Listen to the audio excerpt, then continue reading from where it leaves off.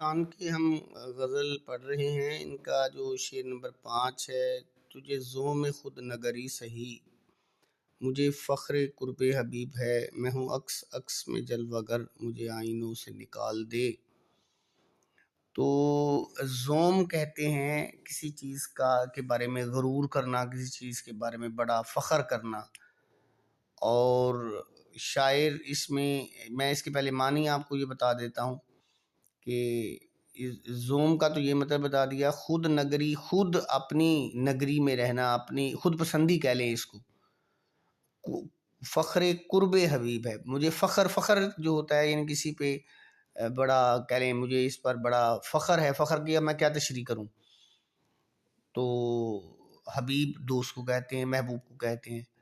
میں ہوں عکس عکس میں، عکس عکس آئینہ آئینہ، یا ہر جگہ تم مجھے دیکھے گا، مجھے آئینوں سے نکال دے، مجھے ان سے نکال کے دنیا میں دیکھ، میں ہر طرف میرا ہی جلوہ دکھائی دے گا۔ اب یہ ایک بڑا گہرے کہہ لیں اس کی معنی بنتے ہیں۔ تو شاعر یہ کہتا ہے کہ اے انسان، یا کسی اپنے مخاطب کو کہتا ہے کہ تجھے اپنے بارے میں بڑا یہ زوم ہے، اپنے بارے میں بڑی غلط فہمی ہے، اپنے بارے میں تو بڑا ایک متکبر ہو کے سوچتا ہے، غرور کا اظہار کرتا ہے، اور اپنے علم پر، اپنی کہہ لیں وجود پر بڑا نازاں ہے، جبکہ میں اپنے محبوب کے قرب میں ہوں، مجھے اپنے محبوب کی توجہ حاصل ہے۔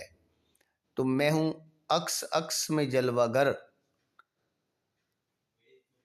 میں ہوں عکس عکس میں جلوہ گر، مجھے آئینوں سے نکال دے۔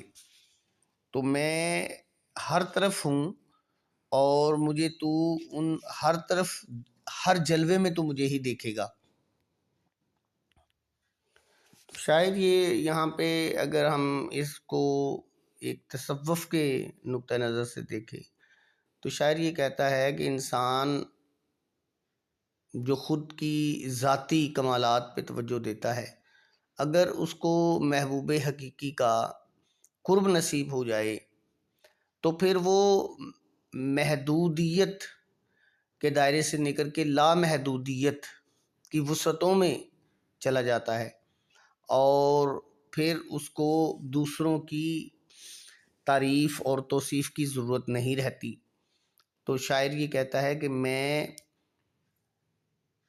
تمہارے غرور اور تکبر سے صرف نظر کرتا ہوں، مجھے اپنے محبوب کا قرب حاصل ہے، وہی قرب مجھے تم سے نمایاں کرتا ہے، اور اسی لیے میرا کلام یا میرا وجود تم سے زیادہ اہم ہے، اور اسی لیے قابل قبول ہے، اسی لیے وہ لازوال ہے کہ قرب حبیب جس کو نصیب ہو جائے، وہ ذاتی کمالات کی بجائے اللہ تعالیٰ اس کو دائمی کمالات عطا کر دیتے ہیں، اور وہ انسان کے دل میں گھر کر جاتا ہے۔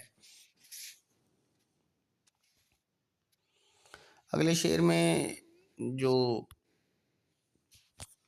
شاعر ہیں وہ کہتے ہیں، اب تھوڑا سا مجھے مشکل پیش آ رہی ہے اس کو دیکھنے میں: وہی تیرگی کی روایتیں، وہی ظلمتوں کی حکایتیں، تو وکیل صبح حیات ہے، کوئی روشنی کی مثال دے۔ تو شاعر کہتا ہے کہ تیرگی کہتے ہیں اندھیرے، یہ سیاہی کو، اندھیرے کو بھی کہتے ہیں ویسے تو، کیونکہ اندھیرا بھی تو سیاہ رنگ کا ہی ہوتا ہے، لیکن تیرگی کا مطلب ہوتا ہے سیاہی، اور ظلمت یہ ظلم کی جمع ہے، ظلمتیں، ظلمت، اور یہ بھی اندھیرے اور تیرگی کا آپس میں تعلق ہے۔ اندھیرے کو بھی ظلم کو بھی اندھیری رات سے تشبیہ دی جا سکتی ہے۔ حکایت کہانی کی جمع ہے، حکایت کہانی کو کہتے ہیں، تو حکایتیں، کہانیاں۔ وکیل کسی چیز کی جو کہہ لیں حمایت کرنے والا۔ صبح حیات، صبح حیات زندگی کی صبح، کوئی روشنی کی مثال دے۔ شاعر کہتا ہے کہ تم